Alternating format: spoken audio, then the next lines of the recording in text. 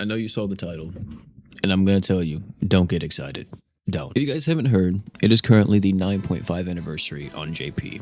And with that came a popularity vote, which I think was possibly the worst way to do what we're about to discuss. The popularity vote was not only just a popularity vote this time around, it was also a vote to see who gets buffed in Grand Summoners. There was a bunch of different units on it, and surprisingly, well, I guess unsurprisingly, the most popular characters in the game won it, like Ultimate Paladin Roy and Etika and so many others. However, there was some hope because there were some older units that were actually on this, older acidic characters that I was like, yes, I'm so glad they're on this banner, because these are characters that could legitimately use buffs, and if they get some meaningful buffs, it could propel them all the way to top tier. However, I should have tailored my expectations. I was talking about this literally in my stream yesterday, by the way. Check out the streams. We stream like every week. That I have to keep in mind is GS, and I doubt that they're going to be anything crazy. And I was right.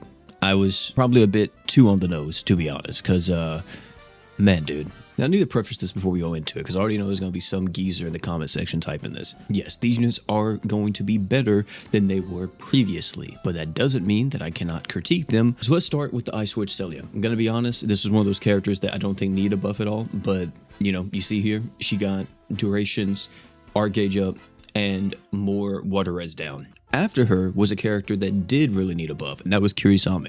If you guys know me, you know I love Kiris.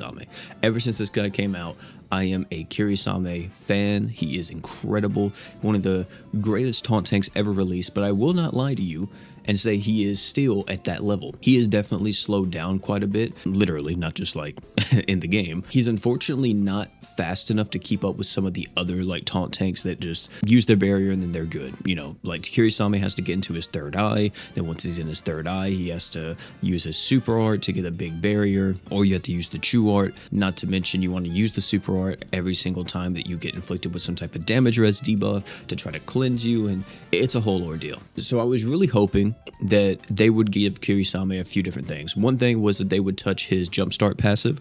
I was really hoping they would just buff this like to Kingdom Come and give him 200 art gauge at the start of the quest. That way he can instantly activate his third eye passive. They didn't really do the 200 art gauge. They instead gave him 100 arts, which is still good. It's double what he had originally, right? So I'm not really too upset about this, but there's a few different things in the kit that I also think is really kind of like, I understand this is like his whole design, but come on now. His passive damage res got buffed specifically against burning enemies, so it's pretty much non-existent. And then his barrier got buffed on his super art, being able to negate 55,000 damage instead of 50k, which I don't really hate that too much. But like I said, I think the main issue with Kiris was his speed, and they did touch on that just a little bit here, but I do hate that you still need some type of equip or something else to get him that last bit of 100 arts. The 100 art gauge is still really good, but I wouldn't have mind more damage res, specifically when he's near death. I'm just gonna be honest, man, the whole burning thing doesn't work, like, unless you guys change the bosses at the end game level to actually stay burned, and not just you inflict them with burn, if you're even able to, right? You inflict them with burn, and then they're burned for like 2 seconds and it's gone. Come on now, man. Another character that won the popularity vote, and just gonna be honest, I feel like it should have been someone else, but Rosetta got duration changes, buff change, modifier changes, some art gauge changes. Overall, her buffs are actually like pretty good. Like, I'm not gonna lie. I didn't think she really needed too much because she was already so good. But hey, you know, they gave her a few different changes, especially the art gauge buff is really strong. The character that won the popularity vote, and I wasn't too excited for, but after seeing the buffs, not too shabby, you know? Not too shabby. I still wish it was someone else, though. Edge Berwick actually got some big changes here. Edge Berwick, of course, got like some modifier changes and some changes to like his stats up and everything, but the huge one is on his super art. He no longer just ignores enemies' defense during the super art. He now has a 45 seconds defense ignore buff, and then instead of the damage buff afterwards lasting for 40 seconds, it lasts for 45 seconds and you get 150% damage up. He also has his passive, Magia Drive Unlimited, which does buff up his arts damage by 300% now instead of 200. Edge Berwick, always love him getting buffed because I feel like no matter how much they buff him, they never ever make the guy like super relevant, which sucks because I think he's one of the coolest looking Ascended characters we have, especially like animation wise. But maybe with this, you know, it can push him into more of that like really solid, great tier that maybe they're looking for, because there's no way Edge Berwick could be like the best character in the game at any given point in time. But yeah, I really think this isn't a bad buff at all.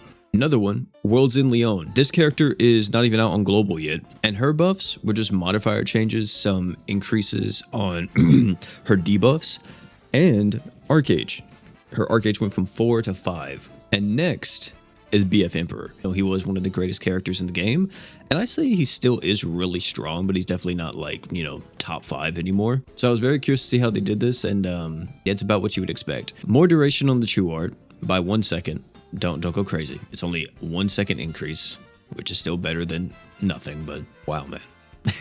An additional second. The Super Art has a better modifier. His passive gives him more Arc Gauge, which is great. And all of his positional passives got buffed by 20%. I really feel like the issue with this Emperor was always the fact that he couldn't cycle between all of his kit. Like, you guys know this. If you use this Emperor, you can't use the Super Art. It's just not feasible. You don't really ever use it.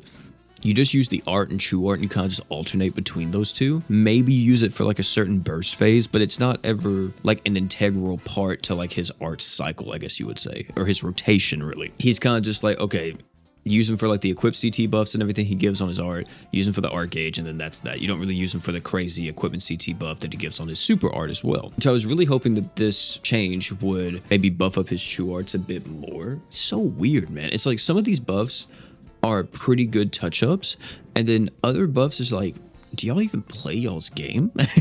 Do y'all even know like the biggest weakness for some of these characters? Another character that is old and I was really hoping for some big buffs here is Star God. Star God is really good. Like, just her kit alone is very strong, and it's gonna be really hard for them to make it in a way that isn't completely broken but also is meaningful buffs. And what they did, I guess it's okay. The art's got a duration buff. It also has a bigger debuff on the magic res down, and the Super Art gives you damage up to 350% now, and it lasts for 20 seconds. Fen is one of my favorite characters in the game. Like, design-wise, character-wise, all of his units, I love Fen. Fen, Rags, Jay, those are like my goats. And whenever I saw that Fen was actually on the popularity poll, I was like, oh my goodness, they're going to make War God Fen like really good. And I was brainstorming stuff already. I was like, he has the 100% attack up on the Super Art. They could give him like a ratio passive now, because before then that wasn't a thing, to make it to where he could deal like astronomical levels of damage. They could also buff up his Arc Gauge, kind of bring it more in line with some of the other characters. Maybe give him like 5 or 6 arts per second, which would have been really cool. Maybe give him more attack alongside that ratio passive. Like, there's so many ways they could do this, and yeah, they didn't do anything. Dude, it was, oh my god. His true art got a modifier change. That's it. Just a modifier change. No increase in Arc Gauge or anything else, just modifier. Super Art, the attack buff did get touched. You now have 120% attack up instead of 100.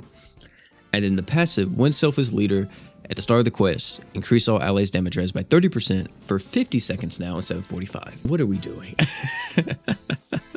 What are we doing, man? I will say I do appreciate the duration increase on the passive. I think whenever I was initially talking about this with my stream chat, I was like, let's just make it 60 seconds. I think that's what I said. I would really like it if it was just a whole minute. But 50 seconds is definitely going to help out in like Grand Crusade and stuff like that. Those additional 5 seconds, I feel like it's going to have a lot of mileage, unironically. True Art, man. The thing that didn't... 2,000% increase in the True Art modifier? Are y'all serious? Do y'all even know what these units need? Like, this unit needed a buff to his Arc Gauge, not his modifier. And if you wanted to help him with his damage, give him a ratio passive. You didn't need to change his modifiers. Give him a ratio passive. He already has an attack buff within the Super Art. If you give him the ratio passive, he's going to have all the damage he ever will need. And they didn't do it. It's so strange. This was the one character, like I said, that I saw and I was like, these guys don't know what they're doing. Either way, I guess he is better. He's better, guys. He's better. Another character that I will advocate didn't need a buff, but she did get some kind of buff. And then last but not least is our man, Ultimate Paladin Roy, which we all know definitely didn't need a buff. And yeah, they kind of agreed to, which this is my problem with this whole popularity poll, is that if someone won that was very relevant in the meta, like Ultimate Paladin Roy, their buffs would be very, very minuscule. And I was really upset whenever they announced this poll that people are just going to vote for their like favorite characters or whatever, which is fine. But whenever they do a poll like this, I feel like we should really vote for the characters who need it most. I don't think characters like Ultimate Paladin Roy should have been on the list. Even though her buffs are really good, I don't think World's End Leone should have been on the list. I don't think characters like Ice Witch Celia, like these are characters that are still very relevant and very good. Etika, you know, especially Etika, she doesn't need to be on this list. And it would have been a whole lot better if we had characters that really need these buffs here. Like, you know, if we go look at the GS characters, one of the units that I was really hoping would get buffed was Sinki. I feel like Sinki would have had a really strong buff here if she was actually on the list. I really hope next time they do something like this, they don't tie it to the popularity poll and they look on like a tier list, or they just watch the data in the game to see who like are the least used characters. And they're like, hey, we're going to buff up like all these units that are ascended that people don't use, because we don't want these guys just to be throwaways, you know? I hope they do something like that next, because I think allowing people to vote on it is cool. In theory, it sounds really cool. But units that truly deserve these buffs weren't on here.